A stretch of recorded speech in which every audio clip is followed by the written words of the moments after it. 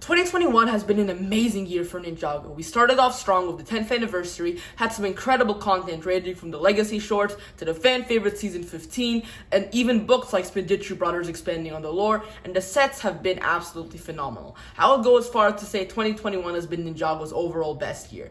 Today we're going to be taking a look at everything that's happened this year in Ninjago, from the seasons to the sets, and even what's been going on in the community, and recognize some of the most popular and most impactful members. This is the Terminator 360, and welcome to the Ninjago 2021 Rewind.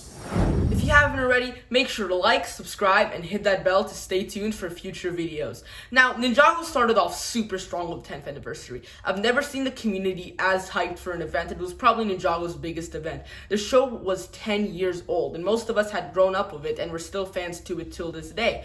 We had so many things going on, like an epic fan-made documentary. People were posting about it all over Twitter, Instagram, and YouTube, and the community just kind of came together, and it was an amazing time. Personally, I did a giveaway. It was really fun. We got a lot of engagement.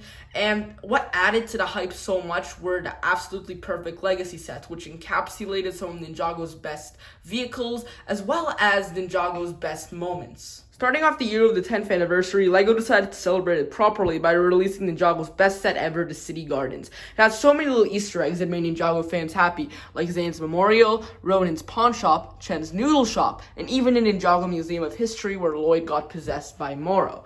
Alongside from having the really big commemorative set, all of the smaller sets were also incredible, like the Tournament of Elements. I have gotten two of and made my own mock video to that above how I made it. Is my favorite set of this wave, of course, besides the Gardens. It had so many awesome minifigures and really gave fans what they asked for. The other sets, including the X1 Ninja Charger and the Zane's Titan Mech, really rounded out the beginning of this year as one of the best set waves ever and really fit celebrating 10 years of Ninjago.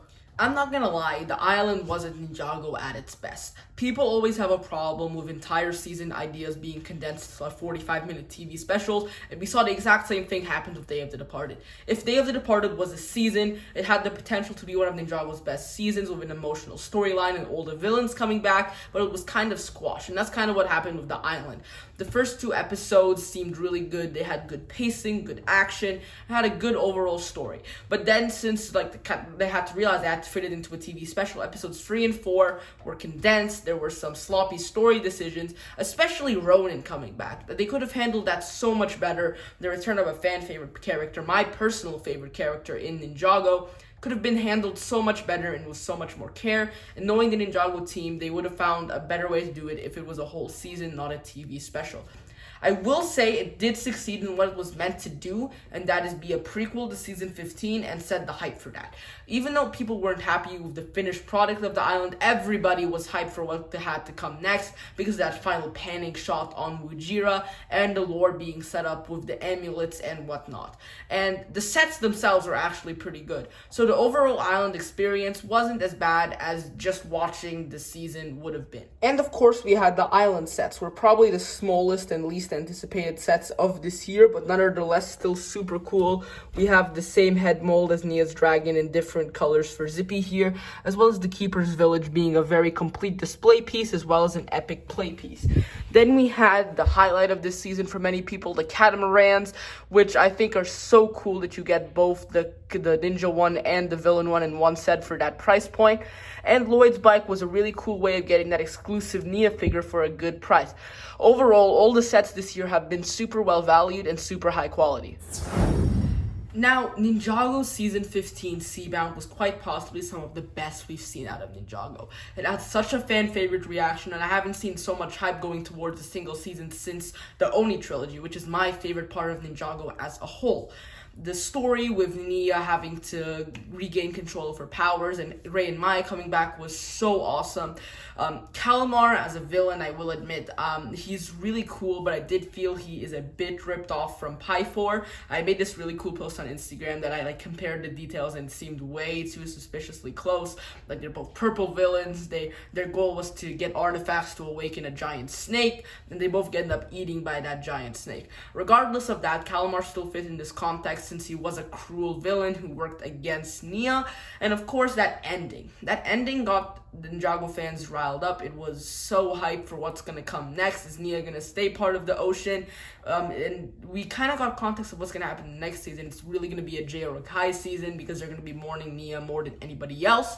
And it was overall one of Ninjago's best storylines. The action was beautifully animated, better than the more recent Ninjago stuff since they changed animation studios.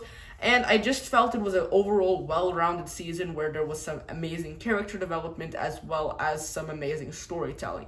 The sets themselves, which we're going to take a look at right now, just like we did the island, were some of Ninjago's best. So season 15 overall left the Ninjago community absolutely hyped. Having just talked about Seabound as a season, let's take a look at the sets. Right here we have the Temple of the Endless Sea with the 4 scuba pods that came among all the sets next to it, and it really encapsulates the season with the underwater aesthetic, as well as that Wujira, even though not being very posable, looking cool in that one singular pose.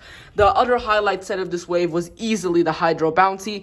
Like, look at all this detailing here. We have like the dragon, the lanterns. Look at, it's so intricate and so cool, and it's probably one of my favorite bounties ever. You can take a look at one of the comparison bounty video I did, card linked up above, and it's so special with the sail, with it being so big and being able to hold so much. Then we have the water dragon over here, which was another one of the really amazing sets. The wings are made out of not solid, like a fabric material instead of something plastic or cheap. The tail extends really long and it can swivel, and the head is probably the highlight of the set with the Nia logo on top as well as it being printed. This is the best I think Lego could have done with it, since of course they couldn't make a clear transparent dragon like the show. I don't think that even would have looked good on the shelves. Now, the Legacy swords were also something amazing we got out of Ninjago this year. They were short, entertaining things that really added to Ninjago's content. The most important one was the short titled Golden Hour, because it finally gave us some closure about what happened with Wu and the Time Twins after Season 7 Hands of Time. We see them fighting all the way through, and as they're fighting, they revisit all these iconic Ninjago moments, which was such a nostalgic thing to see them going back to Kai's true potential, the Temple of Light when they were all getting their fancy kimono suits, and in the better new animation style. It felt really nostalgic and really crisp.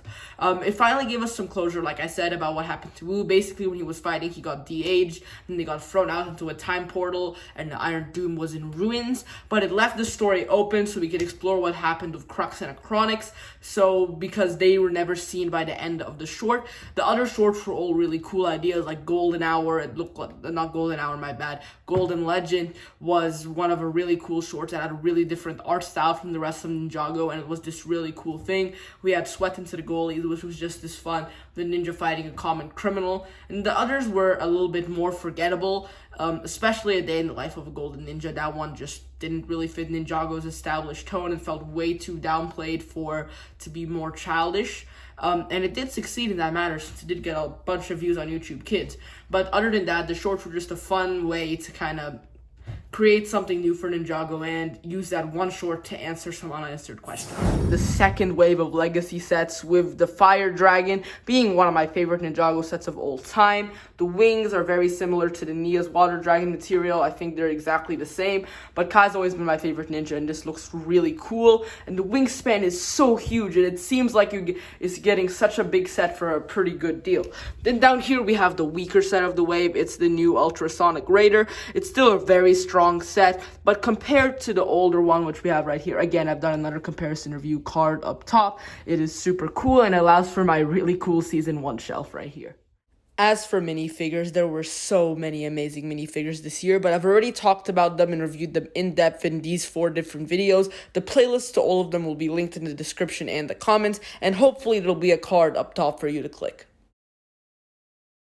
And now the part everybody has been waiting for, the community awards. I'm going to use Ninja Whip here as an example who won Best Ninjago News Source. You're going to have their name, what they won, and their profile picture with some examples under it. Ninja Whip here has won the Best News Source since he's constantly keeping us up to date on all new sets, books, and really anything new to Ninjago. So, that's our first award. Let's jump straight in. Starting us off, we have Brickalips winning Best Minifigure Designer. He constantly brings us amazing minifigure designs, and he has so many. Check out his page for more, but here are two examples of his Lloyd Possessed as Morrow and his Legacy Kimono Nia. He's also the one who designed and printed that custom Nia minifigure that I use in almost every single one of my custom videos. Keep up the great work, man, and I'm excited to see what's to come. Then we have Spin Harmony Bricks winning Best Minifigure Reviewer. Here's an example of one of his minifigure reviews. You have such clear photography, no grain. It doesn't seem overexposed on the white background like some photos tend to do. Very detailed reviews about the opinions and suit all around. And they're really fun to read, and he provides such an amazing thing to this community.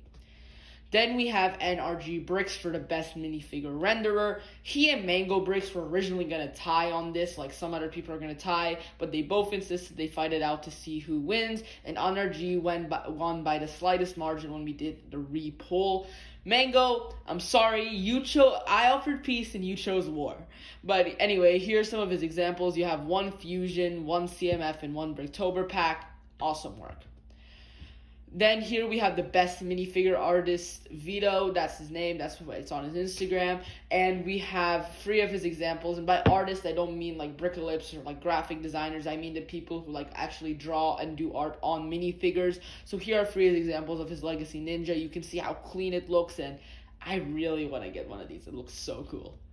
Then we have our first tie, Anji Studios and Spinjitzu Ninja for Best Minifigure Editors. You can see how cleanly the colors are edited in both of their photos with the elbow macaroni connecting the profile pictures to who's who. That they're both some of my favorite Ninjago posts of all time. And that Samurai X with that gold and that J with the lightning that doesn't seem like it's just been pasted on, and the silver.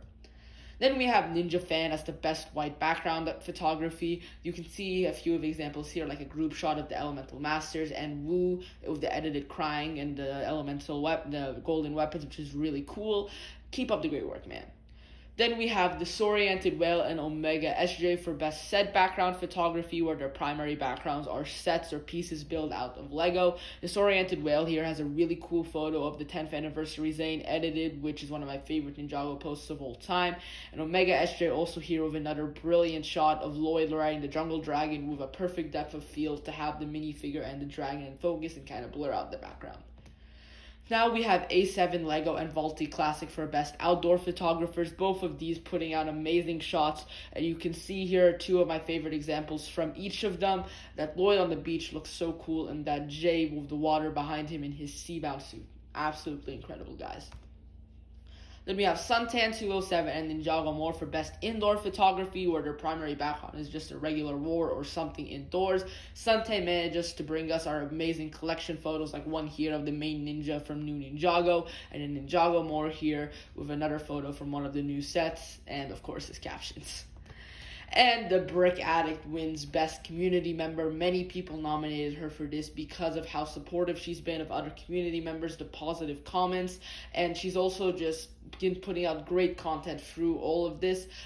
Congratulations, the Brick Addict. And that will finish off our 2021 Ninjago Community Awards. Hey guys, thanks for watching. If you haven't already, make sure to like the video and subscribe. I have linked everybody who was featured in the awards section in the comments down below. If you want to check them out yourselves, please do. They're all amazing community members. And make sure to click one of the cards on screen. I'm sure you'll enjoy that video as well. Signing off for now. See you next year!